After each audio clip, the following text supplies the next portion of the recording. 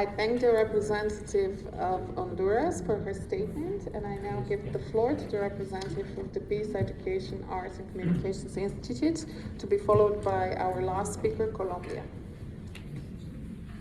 Thank you, Madam Chair. Good afternoon, Your Excellencies, friends, esteemed cohorts. I'm honored and grateful to represent Peak Institute, an NGO in consulting status with the Economic Social Council, and New Detroit, a racial justice organization.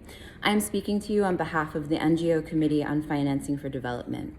We are on the unceded territory of the Lenape people. If you want to learn more about the Lenape or get involved, please visit nlltribe.com.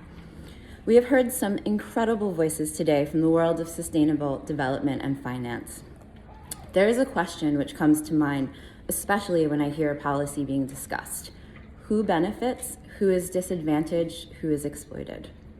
The three pillars of sustainable development are economy, ecology, and equity. However, equity, the pillar that reflects humans, is almost always overlooked. And when you remove the human connection, nothing works. When we shift our conversation around climate change from simply speaking about economy and ecology and begin to frame our thinking in terms of the humanitarian impact of climate change, the conversation will shift towards the necessary understanding that we must look at issues happening on the ground to determine funding, not the GDP of per capita of said country, territory, or region. This means engaging on the local level to disperse funding. As we call for these imperative changes, we know all workers, but in particular, women, youth, and Indigenous peoples' livelihoods are dependent upon a healthy planet and must be a part of every decision-making and funding process. This is what equity looks like and is the bare minimum when we speak of human rights and dignity. On March 30th of this year, the Vatican responded to Indigenous demands and formally repudiated or rejected the doctrine of discovery, which dates back to 1444. This lie, the first record of racism and the social construct of race, is the seed used to justify everything from the transatlantic slave trade to the colonial era seizure of Indigenous lands and the genocide which followed.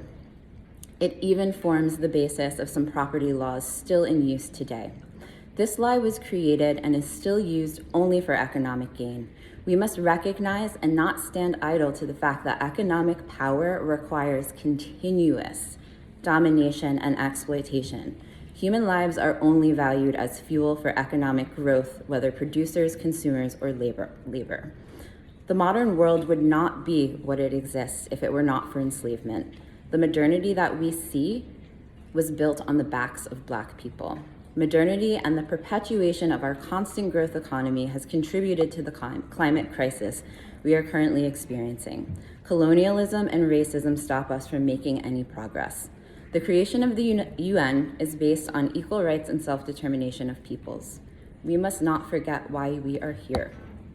To make any meaningful achievements in reaching our climate and SDG goals, to create a global society that is equitable, more fair, peaceful, and ecologically regenerative, we must work together. As the great Indigenous leader Lilia Watson said, "If you have come to help me, then you are wasting your time. But if you have come because you understand your liberation is bound up with mine, then let's work together." Please give us, not your children, not future generations, us here today, a chance at a future. I thank you for your attention.